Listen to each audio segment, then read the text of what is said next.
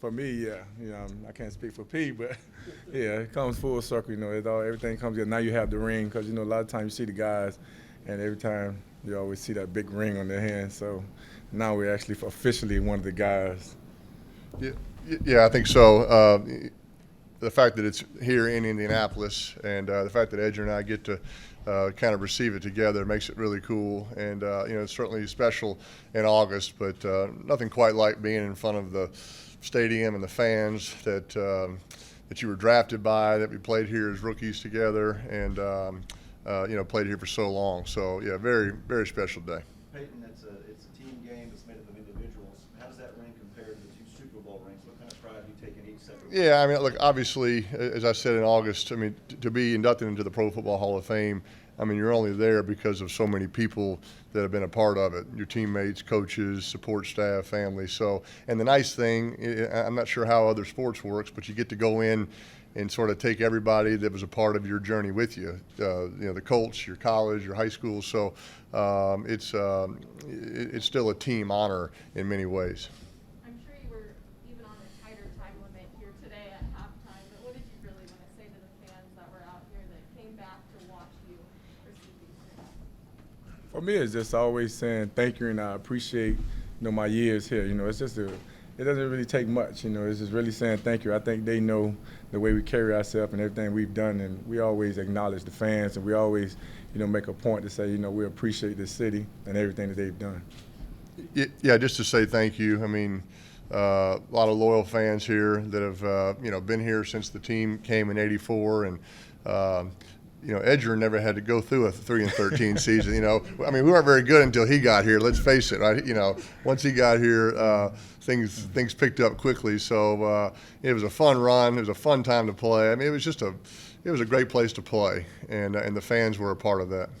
Did you guys come out of retirement and do something about the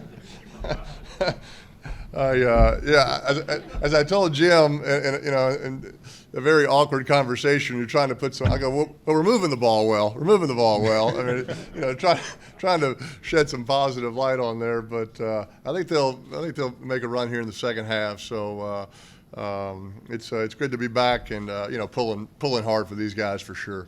Edge, when you're in the huddle back in the day, you look and see Peyton, you got Marvin, Reggie one day maybe follows you guys. You're taking it game by game, but do you realize, man, this is something special? You don't see this every day. No, I don't think you really understand it while you're in the midst of it. You're just playing the game, and then we all came together, we gelled, and we was having success. But when you get away from the game, that's when you realize like how special it was. And anytime you even looking at the game from up top, it's like you're watching them and like, hey, we would have done this. And so it's one of those things where it's like when you're removed from it, you get a greater appreciation for what you've done and what you've accomplished.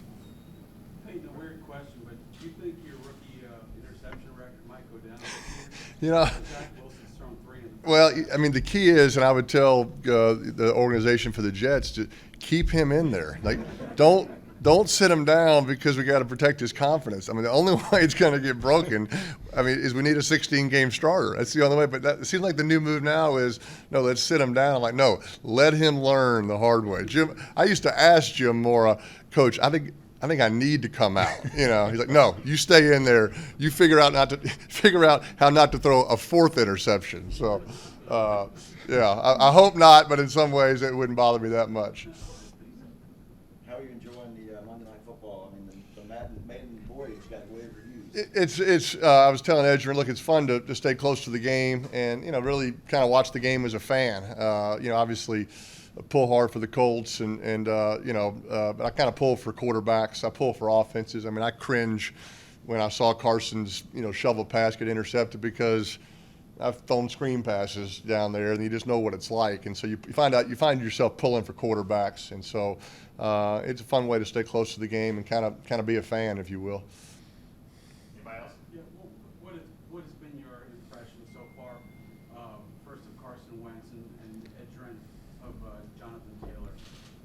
Well, I just think they need time, and they need time to gel. You have to put in reps, and if we go back to the way we started, we put in a lot of time. I don't think people realize how much time we put in with each other to get to where we're in sync. and I think that's what they're lacking.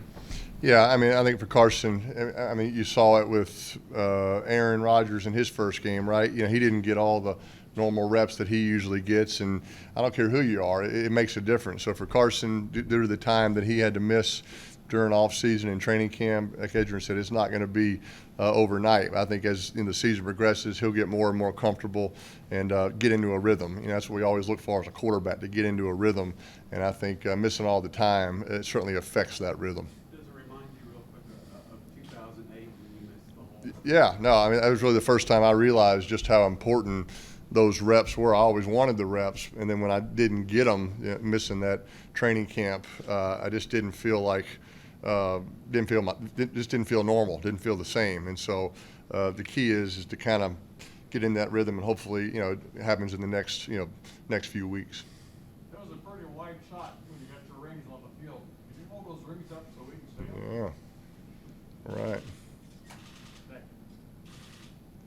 All right, thanks. I want to say, Edge, he told me yours is on the way, but Jim Irsay gave. I'm serious. They said mine came in. I think Edge, yours is like on the way, but Jim Irsay gave me this incredible watch in honor of the Hall of Fame. So speaks to his generosity. So I don't know about Marv and Tony if they're getting one, but I know you and I got one. So anyway, thank you, Jim. The big man always take good care of us. That's right. What time is it, Edge? What time is it? Wherever I'm at, it doesn't matter.